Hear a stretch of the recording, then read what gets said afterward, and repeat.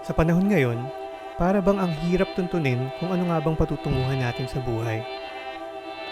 Kung bata ka pa, sa murang edad pa lang ng 16 ay kailangan mo nang pumili ng landas sa buhay. Gusto mo bang maging dalubhasa, manggagawa, atleta, o manlilikha? Kung nais mong magpakadalubhasa, kailangan mo na ring tukuyin kung aling daan ang iyong babagtasin.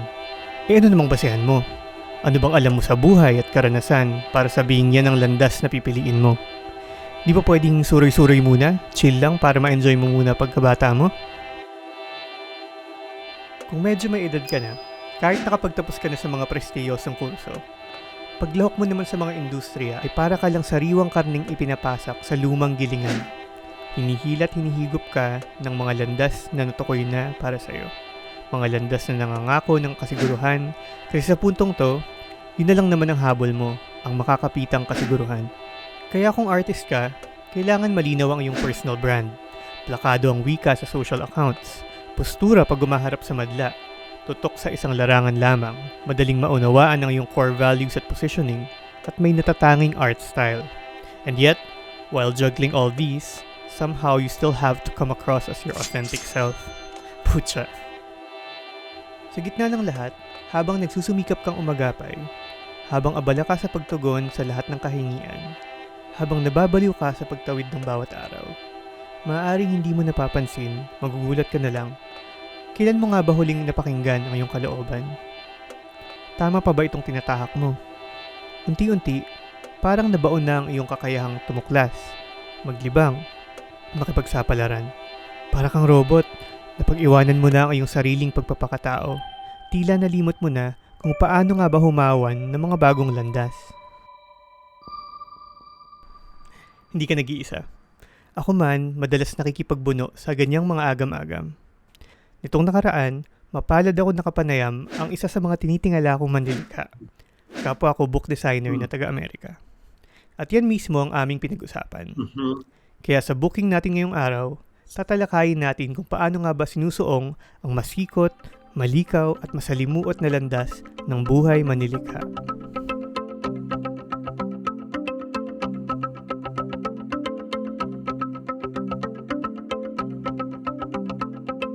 Si Peter Mendelsund ay isang manlilikhang nakabase sa New York City.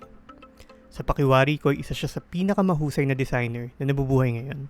I mean, you have to stop saying that. I'm just an idiot. But it's really nice to be talking to you, Karl. Salamat din, Peter. Mabalik tayo. Tulad ko, nagdidisenyo si Peter ng mga aklat at pahayagan. At matagal ko nang hinahangaan ang kanyang mga dinidisenyong pabalat. Sila ay payak, ngunit tumitimo, gumigitla at kumikiliti sa isipan. Sa kaso ni Peter, bago siya naging tanyag na book designer, isa siyang piyanista at kompositor. Nang lumaon, mula sa pagdidisenyo ng mga aklat ay tumungo siya sa pag-aakda mismo ng mga libro. Kaya ang tanong ko sa kanya, paano siya napadpad at sumuong sa ganitong mga landas? I mean, first off, Karl, let me say I'm very happy that you framed this conversation the way that you did. I'm always really happy to talk about creativity and the arts on, writ large, taken as a whole rather than in one particular niche or another. Sa panahong itinutulak sa atin ang espesyalisasyon at mga takdang kakanyahan sa ating mga karera, sa panahong itinuturo sa ating maging consistent sa ating mga personal brand, marahil ay meron tayong mapupulot sa karanasan ni Peter Mendelsund. Tandaan, hindi lang likha ang mahalaga, kundi pati ang kwento ng pagkalikha. Bahagi nito ang danas ng manlilikha. Mahalagang aninawin ang mga kapasyahan, ang mga malikot at maligalig na landas, ang mga buhay na siyang nagluluwal sa ating mga likha.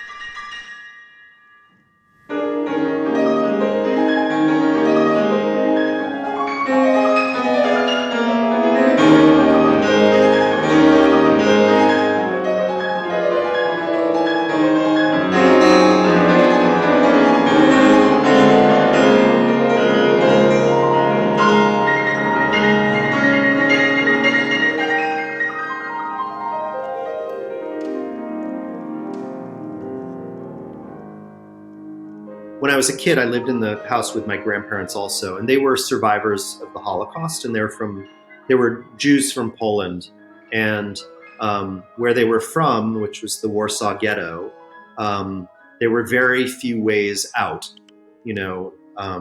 Because you were not only poor, but you were discriminated against because of your ethnicity and religion. And the two sort of acceptable means were medicine and music. So if you were a Jewish classical musician, that was okay.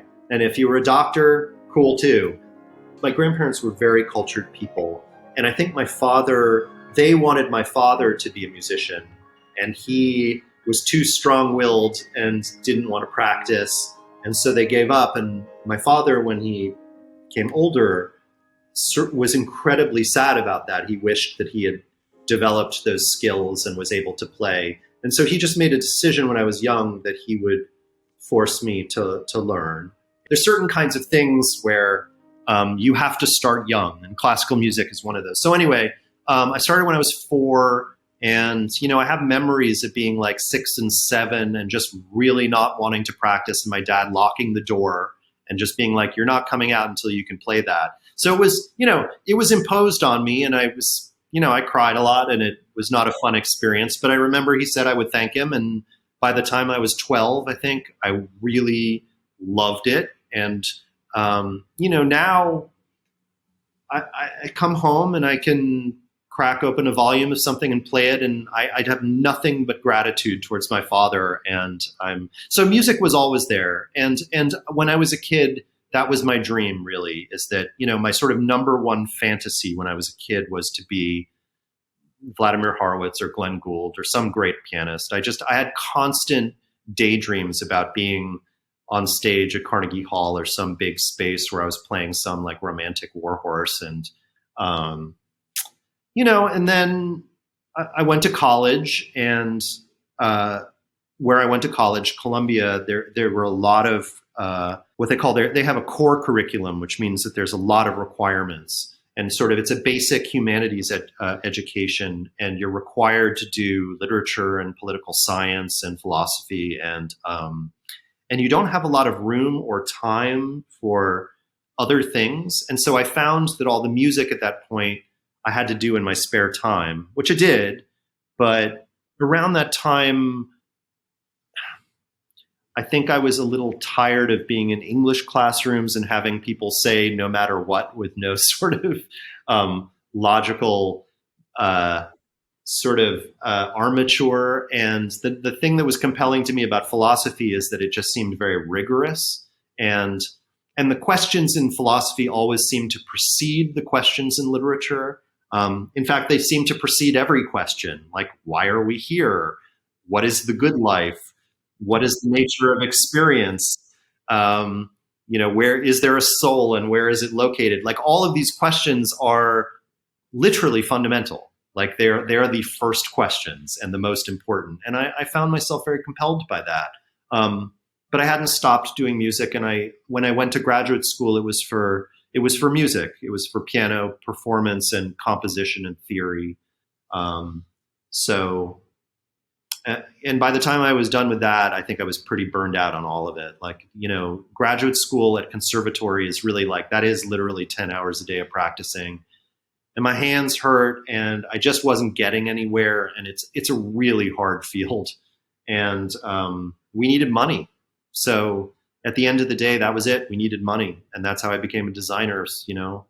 It was suggested to me that because I was artistic, I should look at it because it was a way to make money. And, I taught myself and got the job and did that for a long time, and until I couldn't do it anymore, and then had to shift again.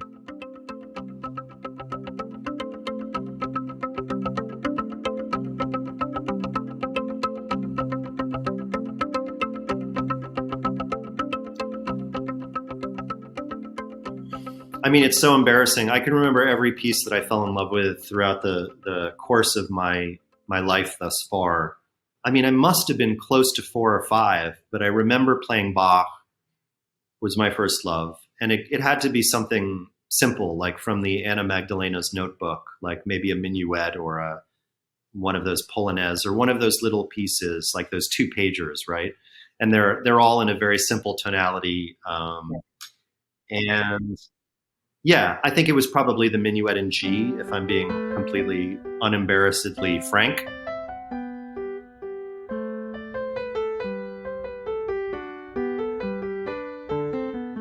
The big breakthrough for me was Chopin. I mean, because my family was Polish, and Chopin was a Pole who lived in exile, like my grandparents, like he lived in Paris.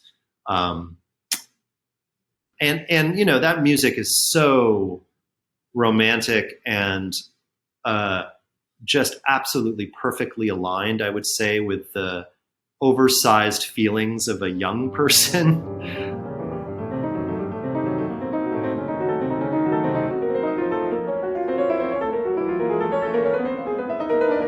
You know, it's operatic, it's melancholy, it's, you know, it's all those good things. And I had two Chopin recordings. I had many Chopin recordings when I was a kid, all of which I inherited on vinyl from my grandfather. One was Arthur Rubinstein playing the mazurkas, actually also him playing the polonaise and him playing the nocturnes. But I also had an album, Vladimir Horowitz's, I think it was called The Chopin I Love. And it was like all the big hits. And I just listened to it over and over and over again. And every time I would imagine myself playing it. And I, like, you know, the G minor ballade or whatever, I would imagine myself playing it and imagining people being as moved as I was. And which is actually not, it's not a healthy thing to imagine. But anyway, I loved that music so much. And I remember distinctly at some point before I was 10, thinking to myself on one occasion, if I could play this piece the way this man plays this piece, I would give anything. I would give a leg. I would give an eye. I would give all my parents' money. I would give my parents away. I would do anything.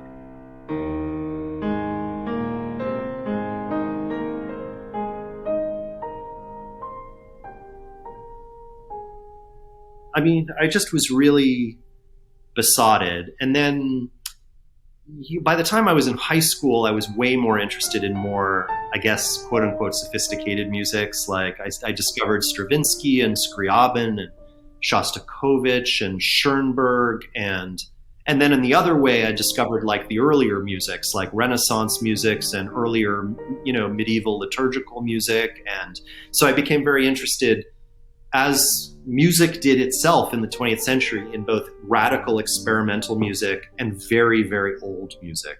And then when I was in college, you know, college was the moment where I discovered Glenn Gould and Bach, like again, but very seriously.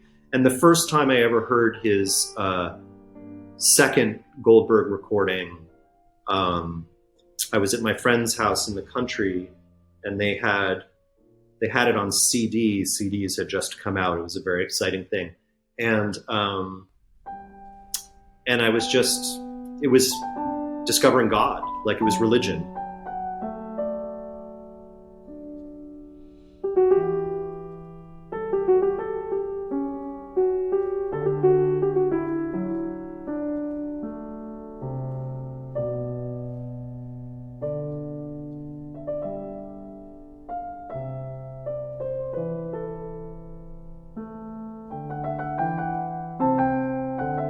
I had never heard anything like it. You know, I played Bach through that whole time and was aware how unique a position he occupies in the history of Western thought and art. But it wasn't really until college that I had my religious awakening. And the truth is, even now, it's the thing that I'll play more than anything else is Bach. I think I've played almost all the keyboard works at this point, which is a lot of keyboard works, including the organ works. That music is special, and not just as music, but as, if that's the only thing that man ever made, I think we could be proud of ourselves. And by man, I mean all of us. So for me, Bach is God. I mean, you know, in all the art forms that I engage in, I've never encountered anything so profound that sounds like and feels like the texture of consciousness at the deepest level. And I don't think it's something you can do in design. Pretty sure it's not something you can do in painting. Literature can come close in some ways, but I even think literature aspires towards the state of music. So this is a biased opinion, but it's one that I hold very strongly, as you can tell.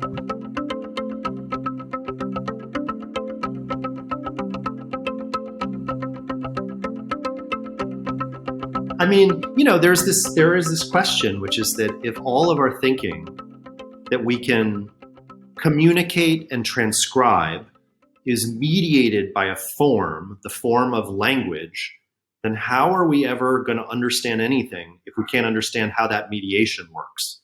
So, the idea of understanding language is primary, I think.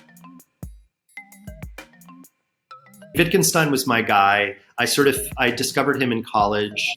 And, there were things about Wittgenstein, like, again, not to bring it back to the Chopin moment, but there's something so romantic about him as a character. Like, he's so handsome. He was so talented in so many ways. He had this massive fortune that he renounced. He built his own log cabin in Norway. He volunteered to fight on the front lines in hand-to-hand combat in the First World War when he was already A, living in a place where he didn't have to, B, was a member of the aristocracy and absolutely didn't have to. And on top of that, he wrote these, his first book, the Tractatus, is this sort of almost crypto-scientific treatise that's numbered. All the propositions are numbered. And there's something so neat and meticulous and atomic about his thinking. Like, there was just something deeply sexy about him as a thinker. Yeah, he was like a romantic hero of some kind. And I guess what's interesting is, like Glenn Gould, he was also, I don't want to say a misanthrope, but definitely preferred his own company to other people's company. There's something about those people that, like, there's something monk-like about people who remove themselves from the world to do their chosen work. And I think that there was something that was very glamorous to me about that when I was a teenager. So.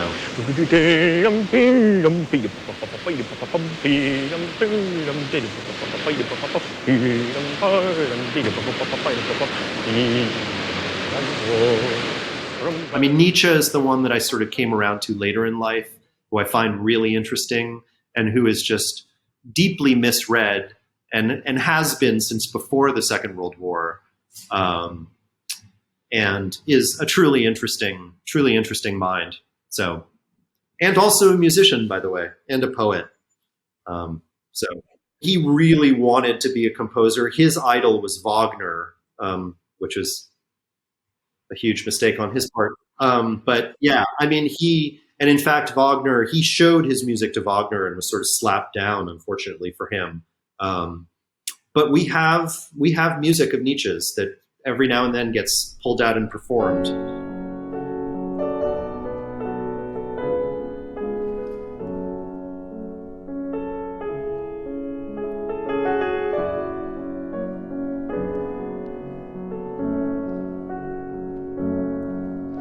I'm not sure I love his music, but it's interesting. What I love is that he wrote philosophy that was fiction, that was parable, that was poetry, that was music. I like that he expressed himself in all of those forms and considered them all valid.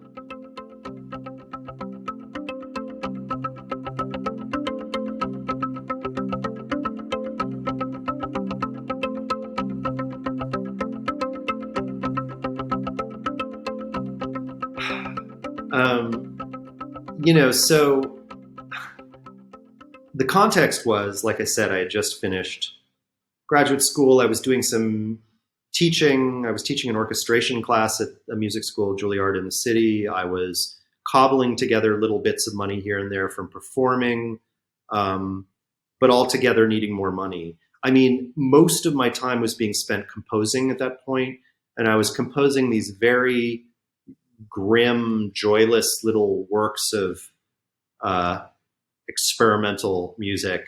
I wasn't happy. The people who were listening to them weren't happy. It was just awful. anyway, but it was like I was throwing my soul into it, and I was working day and night on this stuff. And when design was first suggested to me, or actually, let me just say, the first time I ever saw something designed was a CD package for a piece of music that I had written. And, the designer was working on it, and I was sort of standing there, I remember, and thinking, what are you doing? Like, that's not how you do this. This shouldn't look like that. And I remember keeping my mouth closed, but thinking like, why is he making those choices? And actually, I mean, this sounds very nasty, but the truth was that like my first experience with design, that was the experience that told me that maybe I should investigate it, was the feeling that I might be able to do it better than somebody else. And that's also embarrassing to admit, but it's true. And by the time, well, I mean, I didn't know anything at that point. I didn't know what the programs were. I didn't know what the parameters were. I didn't know what the job description was. I knew that I kind of wanted to just like grab the mouse out of this person's hand and start moving it around. So maybe that's love. I don't know. But I think, then it was a couple of months after that my wife was like, there are graphic designers. That's a thing. You could think about that.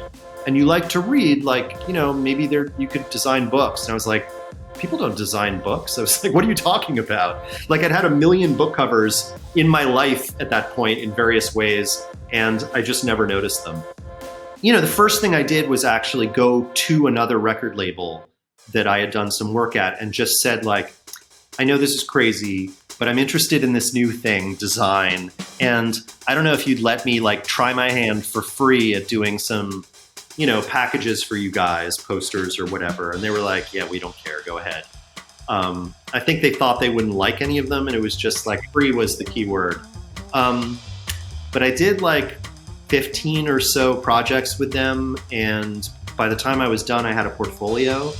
And the way I got those things done was, this is before the internet, so I went to Barnes & Noble, the bookstore, and just bought every book on design that I could, many of which were just how-to books, like, Photoshop, Quark. I just learned how to use the software, and I looked at a lot of stuff. Like, I just started looking and keeping track of what I was seeing. And, I kept keeping notebooks and what looks good? Why does that look good?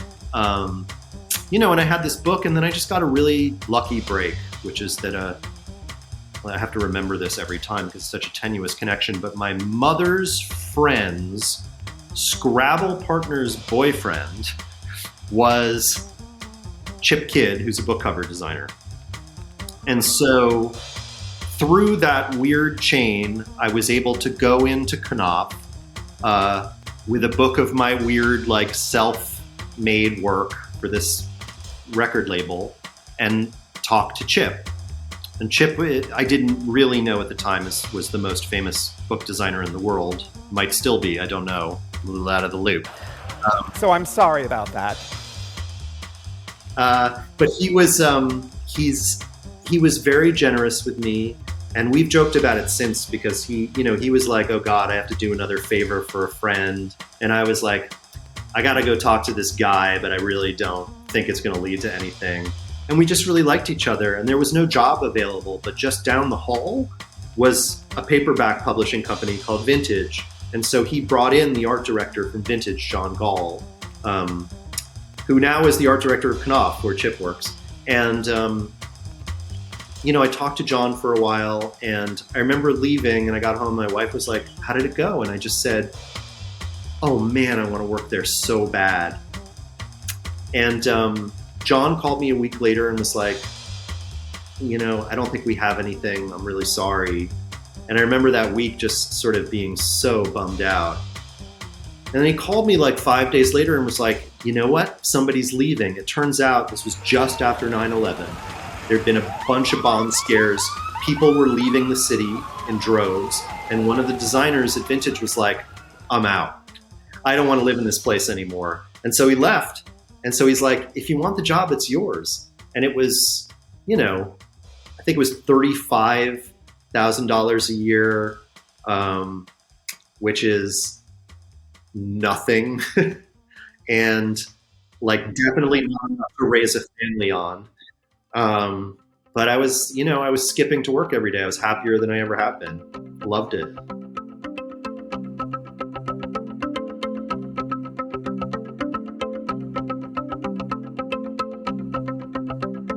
The writing just happened because, honestly, I just, how did the writing, I mean, I've sort of always been writing. I had to write in college, and but the idea of doing it more seriously really came from having a blog. When I was working in-house, I just started this blog, which was sort of about my experiences as a book cover designer, my thoughts about the books that I was working on, my thoughts on design in general. And, it had a little audience, and I really enjoyed it. And we were sort of like, we were all vibing together as designers, and it felt great. And it just got me used to sort of daily sort of just putting words into the world. And, I had a conversation with a friend one day, I think this was 2012, about the imagination when you read, and it sparked something. And I was like, I want to write something about what we imagine when we're reading books. And that became what we see when we read. And as it happens, a publisher had asked me that same year about whether I would be interested in doing a book on my own work. And I was like, okay, fine. So both of those books had to be put together in about a 6-month period. And it was exhausting, and I had to do it on top of my day job. And they both came out on the same day. And I guess I kind of caught the bug. Like, it was really fun. Like, and the big thing, Karl, I think, is like when you're writing a book, it's so different from designing in the sense that it is yours uniquely. Like, it's not dependent on any commodity or sales channel. It's, people cannot like it, but they can't tell you to not write it. Like, this is your thing. It is a universe that you are creating yourself. And so I think after those years of being an in-house designer and being kind of beaten down, it just felt so good, to just make something that was purely mine. And I've always been interested in fiction. So the novel came next, and then the next novel came, and then the next book on design came. And I'm about halfway through a new novel right now, although I'm finding it hard to find something to write.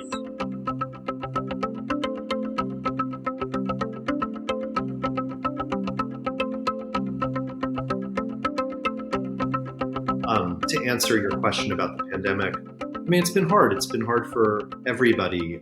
It's paradigm shifting and extremely difficult for all of us. And I've had friends who are very sick, and it's obviously there's been a tremendous loss of life. But for me personally, I've been very lucky in many ways.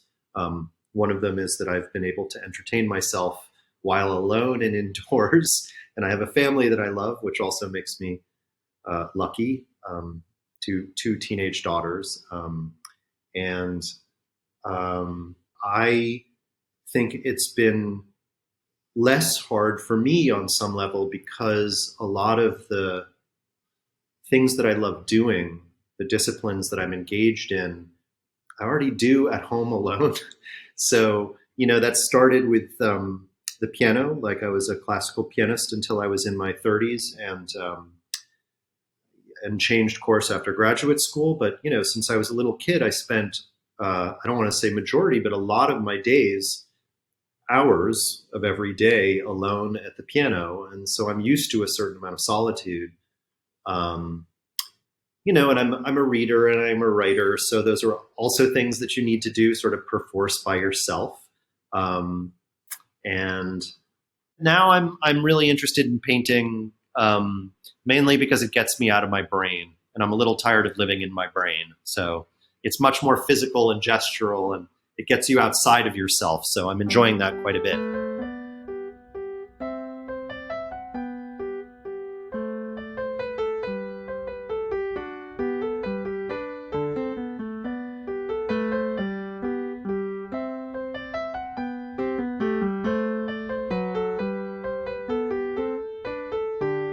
Sometimes it's good for me as a person, but also as someone who, makes things to sort of step away from society every now and then and focus a little more on the work and a little less on the, I do a lot of socializing under normal circumstances. And, I live in New York City and I work in New York City at a magazine, and there is a lot of interesting people, a lot of very smart and creative and talented people, a lot of whom you have access to. And it's very tempting to be out all the time, meeting new people all the time, engaged in new projects all the time. And it can get both distracting and exhausting. So the pandemic for me was really a moment to go inward a little bit. And, I've been painting a lot this year, and it's been really, you can see behind me, I'm in my studio. As soon as I started painting, I started seeing paintings everywhere, whether they were paintings or not. My eyes and my brain were sort of readjusted towards the world, and all of a sudden the world became available to me as a series of paintings. The first painting I ever made is actually this blue one behind me, which is, as you can see, fairly large. And that just really happened because of the pandemic, and I was just depressed and didn't know what to do with myself. And we found ourselves in a rural area where there was a big barn, and I was like, this is a great place to paint. And so I did so. And that was about 1.5 years ago. Yeah, so it's been an opportunity. I think in general, when life sort of presents me with an obstacle, I tend to get very mopey and depressed about it, and very angry and upset. And then at some point, I get tired of myself being upset about it, and something clicks in, and I realize I just need a new project.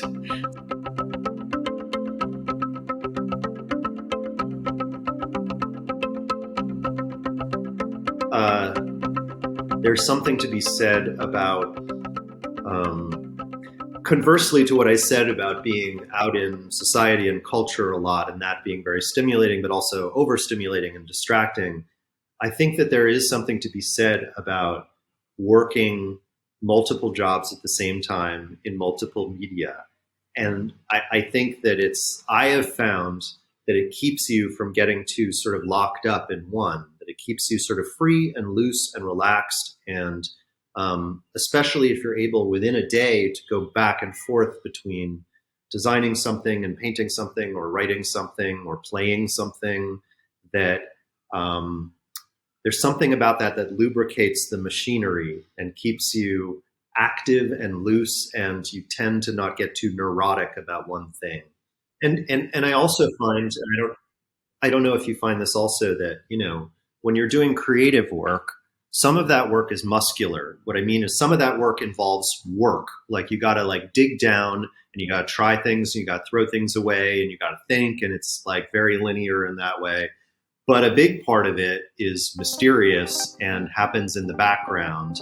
And in order for that part to work properly, you have to be able to step away from what you're doing. And, it's like that old thing where you're trying to remember a name and you can't, and then you think about something else and you're in the shower and it comes to you. Like your mind is constantly working on what you're working on, whether it's your conscious mind or your unconscious mind. And I find that when you're working on lots of things, you can step away from something and then the solution will just sort of almost magically or mystically come to you. I've definitely worked in a lot of different media, and the idea of being sort of multi-channel is very important to me. And they inform one another. And certainly if you're a designer, I think it behooves you to also be a reader and a writer and a communicator in all kinds of different ways. I guess I'm one of those people who feel like everybody has at least one, but probably multiple paths that will be incredibly satisfying for them to discover. And one of the sad things in life is that often we're steered in the wrong direction, or we're just, for reasons that are either economic or social or cultural, we don't get a chance to come into contact with that thing that can spark our interest. And what I always tell my girls is that, when your schooling years are the time in which you just have to be table hopping and trying new things. It's really the only important thing.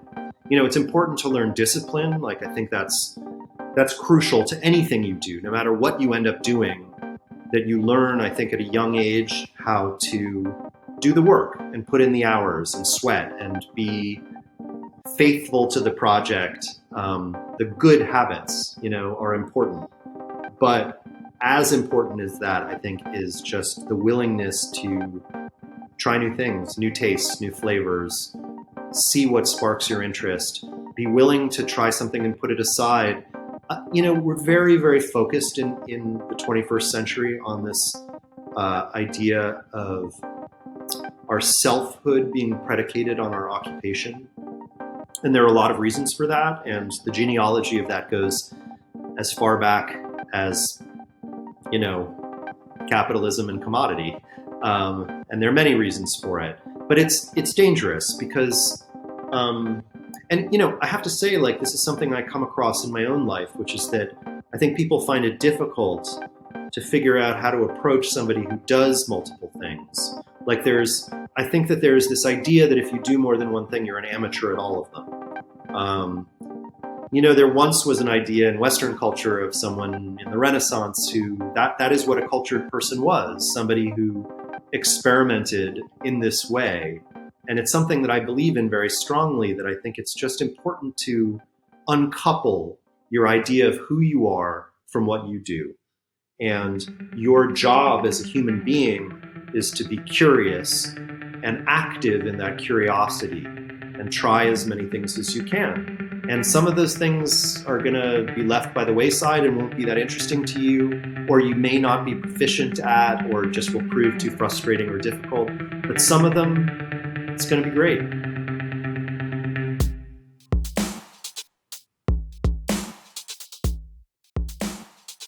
Anong mga napulot mo sa talambuhay ni Peter? Sino pang mga manilikha ang gusto mong makilala? May kilala ka bang manilikha na may natatanging kwento?